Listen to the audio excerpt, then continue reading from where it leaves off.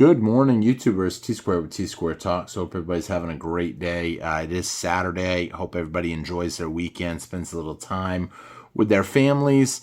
And today, I got an exciting video. I think it's exciting because it's kind of a stamp down to the naysayers. Because let's be honest, the naysayers is starting to come out. What is a naysayer? For those of you guys that don't know, is the people that leave the bad comments, or the negative comments, I should say, not bad comments, but negative comments against silver. And I say bad comments because some of them are meant to be ugly. Haha, you're stupid. Silver just pulled back $2. And some of them are just anti-silver. Maybe you should be buying gold, or maybe you shouldn't be buying metals. Bitcoin has done a lot better. Those are the type of comments that I want to address today. And I'll be honest, first of all, for anybody that, well, before we even go any further, please, if you enjoy the thumbs up button, please take a quick minute, hit that thumbs up button for me. A lot of people watch the videos. Not as many hit the buttons, the thumbs up button, but it really does help the algorithm out. So I would greatly appreciate it. If you would, and leave me a comment. Let me know your thoughts. And even if you do leave negative comments that's anti-silver, anti-gold, that's okay. It's okay. It really is. But I wanted to address them solely today. And in order to do that, I had to kind of put a little bit out there. I put a couple shorts out the last couple days. Some of y'all may watch the short videos that I put up that are only like 1 minute. Usually what I've been doing is posting my morning video, and then I'll post a couple shorts in the evening or the afternoon about stuff that's going to kind of tie in, for the most part, with my next day's videos. And yesterday and the day before, I posted a couple of flashbacks. Now, what these flashbacks were was the one I posted yesterday was the flashback of when I was buying gold on a YouTube video for $1,340. Now, I had the magazine article. It was out of the Elks magazine. And I was watching these videos saying, man, look where we have came over the years. You know, we went from literally $1,340 silver. That's $1,340 all the way up to where we're at now. And, you know, it's a slow grind. Because all through that time period, I've had people leave me comments saying silver and gold is never going to go up. And to a certain point, it's slow. It's slow. It's like the tortoise and the hare. You know, if you've heard of that story, ultimately the tortoise ends up winning the race. Why? Because he was slow and steady and just kept at it. Same with stacking silver and gold. You know, if slow and steady is going to get you the stack that you want. I was actually talking to someone yesterday about his goals and what he thinks things are going to happen, how he thinks things will play out, and what his goals are, and how he thinks that we could even see a little bit of a pullback coming, and how it doesn't matter, though. He's still buying every month. You know, dollar cost average, I see that comment a lot in the channel. I have a habit of I like to pick up the dips. I'm not going to lie. But the thing is, with where silver has came and gold has came from, when you really look back at it, if today you knew in a week from now, silver was going to double. If you knew beyond shadow of the doubt, or you knew gold was going to double, and nobody has a crystal ball, so nobody knows. But let's just say you did know. Would you really be able to get a life-changing amount in such a short time period? Now, some of y'all may have avenues that maybe you could work a deal out with the bank and have a bunch of money on your desk tomorrow morning. But in a short time span, it's hard to really acquire what we're going for. You know, that's why I say, you know, I buy regularly. You guys have been watching my videos for a while. I do package openings. I do a lot of talking because I don't have enough money to do a package opening every day. I have gone 25 days in a row buying, but those were $100 packages. They weren't anything crazy like what I will sometimes buy. But where I'm going with that is it takes time. It takes time to build up.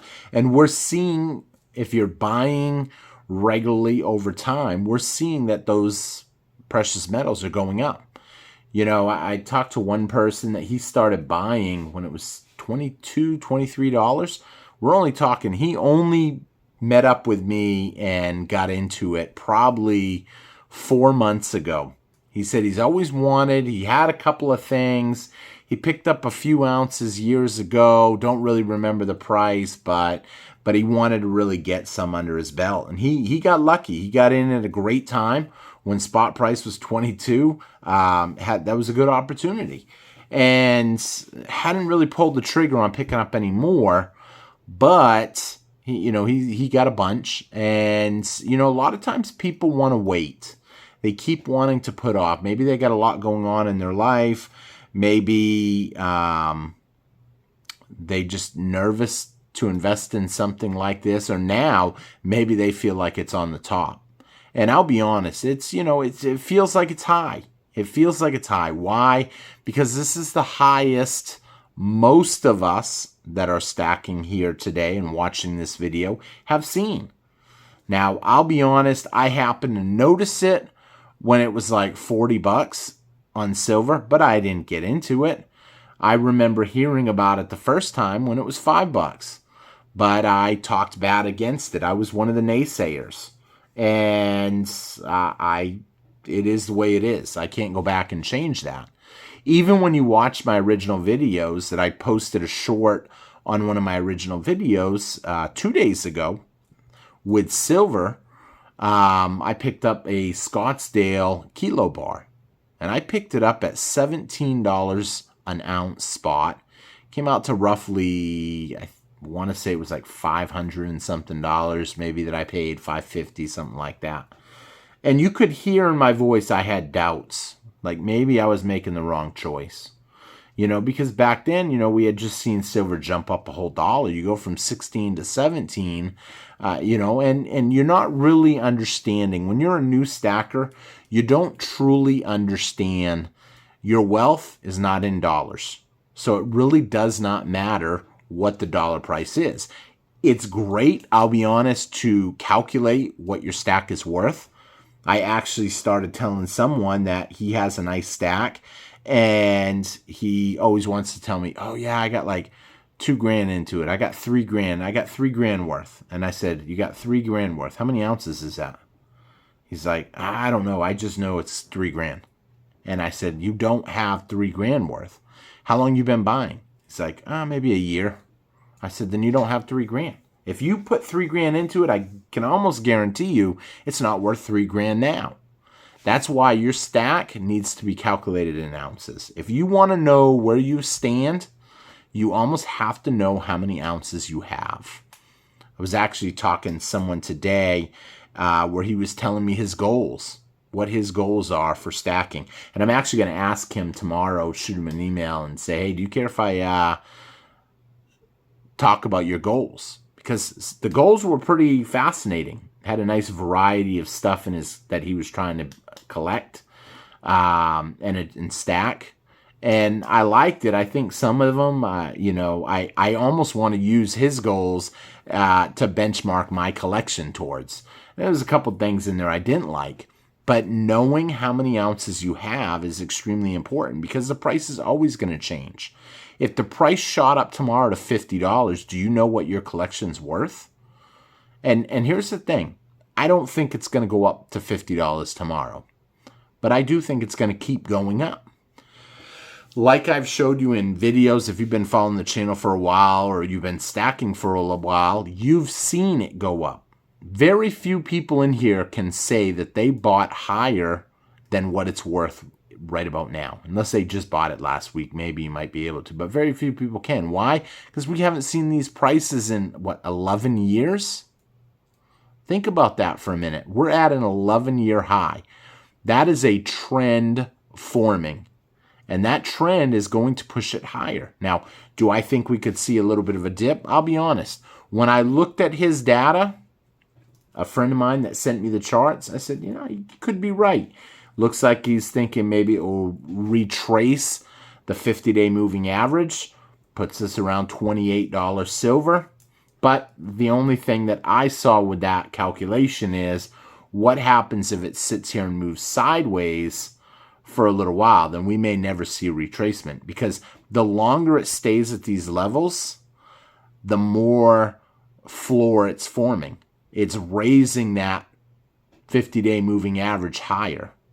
Now, it's a valid to say that, you know, it may not have a big jump. Yeah, we could see a big jump, though, if one bank goes under. We could see a drastic jump with the Fed meeting in only 2.5 weeks. And so, I mean, I for sure am not going to wait to see if it retraces 28, but I will probably have more apt to want to wait until we get closer to the Fed meeting and then see where we're going. You know, here's the thing. I know a lot of people are talking about, you know, what's going on with China, Taiwan. You know, the truth of the matter is China is in a tough spot. They know they want Taiwan, but they also know what happened with Russia.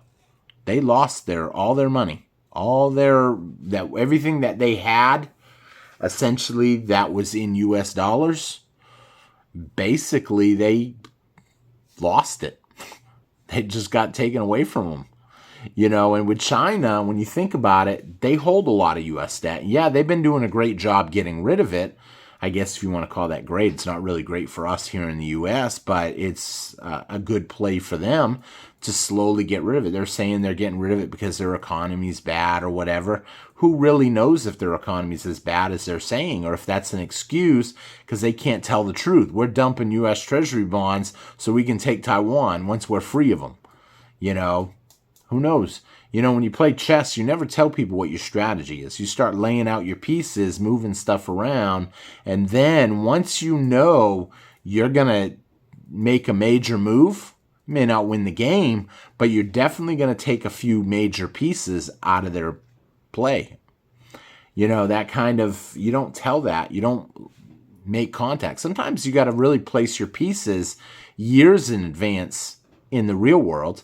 In chess, you've got to play some moves ahead.